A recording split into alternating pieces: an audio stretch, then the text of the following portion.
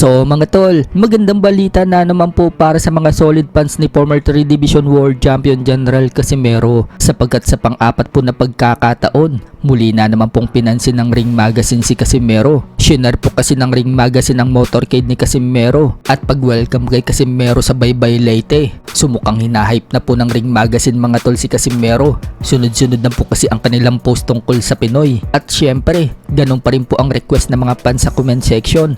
Ibigay na daw ng Ring Magazine itong si Inoue kay Casimero para magkaalaman na kung sino ang magaling sa dalawa. Minimension pa nga po ng mga fans ang FB ni Torky Alalshik na siyang nagmamay-ari ng Ring Magazine. 4 na oras pa nga lang po ang nakakalipas mga tol nang i-screen recorder po natin ang post na yan. Humakot na po agad yan ng 4,900 likes. Halos mag-1,000 na ang comments at 321 shares. Ibig sabihin lang yan mga tol, talagang marami po ang mga fans na gusto na mangyari ang Casimero versus Inoue. Napag-alaman po natin mga tol na kaya pala ginagawa ng Ring Magazine na i-hype itong si Casimero dahil lumapit na umano ang promoter ni Casimero na si Koki Kameda kay Torky Alalshik. Ayon po yan sa source mula sa loob ng kampo ni Casimero. Ibig sabihin lang yan mga tol, nilalapit na ni Koki Kameda si Casimero kay kamahalang Torky Alalshik para mangyari ang Casimero versus Inoue. Isa po kasi sa bala ng Kameda promotion ang pagkapanalo ni Casimero ng impresibo kay Luis Neri. Sa ngayon, may nakalinya pa kay Inoue.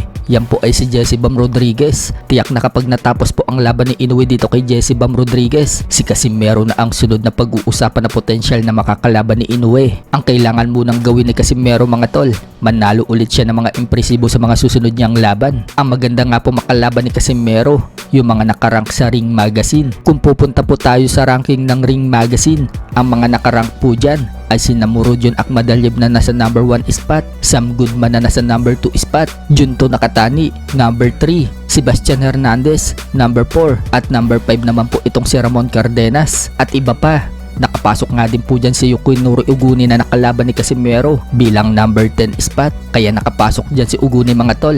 Tinalo ni Uguni itong si Marlon Tapales. Isa lang po dyan na makalaban ni Casimero at talunin niya. Tiyak na makakapasok si Casimero sa Ring Magazine ranking at may dahilan na para paglabanin sila ni Inoue. Sa kabilang banda naman mga tol, matapos pong makancel ang laban ni Joey Canoy kay Unified Minimum World Champion Oscar Culaso na magaganap na sana ngayong linggo. Ang dahilan mga tol, nagkaroon ng issue si Canoy sa visa. So may kapalit na nga po si Canoy mga tol na ilalaban dito kay Culaso. Yan po ay si Nether Valdez ng Mexico.